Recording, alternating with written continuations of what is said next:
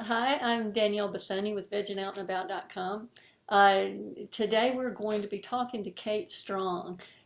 Kate goes by the alias of Strong Kate, and for a very good reason. She is a world champion vegan triathlete. She won the world championship in 2014 in China.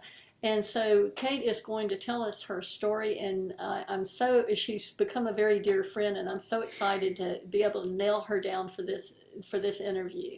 Welcome, Kate. Welcome. Thank you very much for inviting me to join you on this interview. So tell us, you had some pretty difficult health problems when you first started running, and tell me your story of what led up to your wanting to run in the first place, and what kind of problems you were having with that. I'd let my health just slip by. I was working very hard. I was putting everyone ahead of me. And it was just one morning I woke up and realized that I hadn't got any trainers and I hadn't done any exercise for 10 years. And my asthma was painful. I was struggling to walk up a flight of stairs. And I could no longer call myself fit and healthy. If I honestly looked in the mirror, my skin was always blotchy and breaking out. I slept poorly and nothing, well, I was one step away from being ill. If there was a cold around, I usually caught it. And I one day just decided to be open and honest with myself. And it was brutal and just went, you're eating incorrectly, you're not fit, and you have to change. Otherwise, something bad will happen to you. And that's the day I decided to start, I say running loosely, moving quicker than my usual pace. And so you've had asthma for how long? Since I was born, more or less, I've had very bad dry skin, Uh-huh. eczema, and asthma since birth. And running was always painful. I did it more for endurance because I was told to, but knew it was a great way to keep exercise and to get your metabolic rate up and to improve your overall health. So It it was, seems like an odd choice for someone who can't breathe. I suppose so. Athletically, if you're unaware of my lungs, I do look like a runner, and it's one of the cheapest forms of exercise. You Mhm. can run anywhere. You don't need an excuse. You don't need a lot of time. You can, well, on holidays or vacation for Americans, or between work, lunch break, you can just go for a jog or a run. So it is a very, very accessible sport. And so I remember when I first met you, you told me that when you were running, your friends could hear your chest wheezing as you ran by. I How long were you where were you and how long did this go on? I started running in earnest, taking back my life, as I call it, middle of 2012. And yeah, I could barely breathe, let alone talk. And as you said, I was wheezing very, very heavily. And it was a common joke between my friends that you could hear me before you could see me when I was jogging past. And yeah, then I started to question the link with my health and nutrition. It sounds very obvious to many people, but to myself at the time, I never associated what I put in my mouth to what my output of my body was.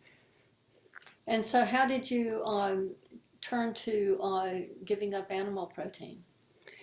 It was through third party advice. I owned a guest house at the time, and I was blessed with having a lot of varying guests with different intellects and knowledge, skills, and I fell upon three clients at the same weekend, and all three independently advised me to quit dairy.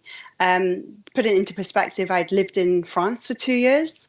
Studying engineering, so I lived off milk and cheese and yogurt and butter and everything the French cook with. Hmm. And so it was a huge step for me to just go cold turkey and try running without my dairy products. And within 4 days, I was sold. My friends couldn't hear me. I was running, it was about 8 to 10 seconds per mile quicker in just 4 days, which is immense. And I was feeling fresher, and I was sold onto this new lifestyle of looking at conscious eating. And this was you were living in Australia at the time. Yeah, that's correct. And so Yeah. when did you start competing then? My first triathlon was October 2013. So it took me just over a year to break through the 2 mile run. It took me 6 weeks to get up to 2 miles, and it grew to an ultra marathon and then a half Ironman and ultimately a triathlon early 2014. And so in 2 years from the time you first started running, when you could barely move faster than your walk, from in 2 years you went from barely running to winning the world championship. That's correct, That's yes. amazing.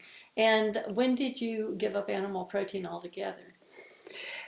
It was a good 6 to 9 months prior to my World Championships.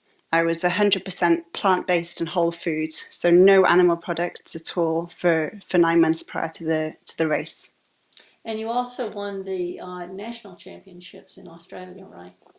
I did, yes. I'd given up dairy. I was still having a very low animal protein, maybe one chicken breast a week, moreover for habit Mm-hmm. than any any positive effects. And then the year after this year, the beginning of this year, I've won the national championships for standard distance. So that's a much shorter distance. So it obviously works even for the sprint, hard and fast races as well as the endurance ones. Oh, that's marvelous. And I'd like our viewers to know that Kate Strong not only won the world championship in China, but she sailed ahead of her competitors with 15 minutes to spare. And this was in the most competitive category. So this was not just a bare win. This was a kick-ass kind of competition. It's just amazing. And this was run purely on plants. Yep, correct. This was And I'd given up all the, I'm not sure if you've seen them, the electrolyte drinks and the gels and the pre-mixers.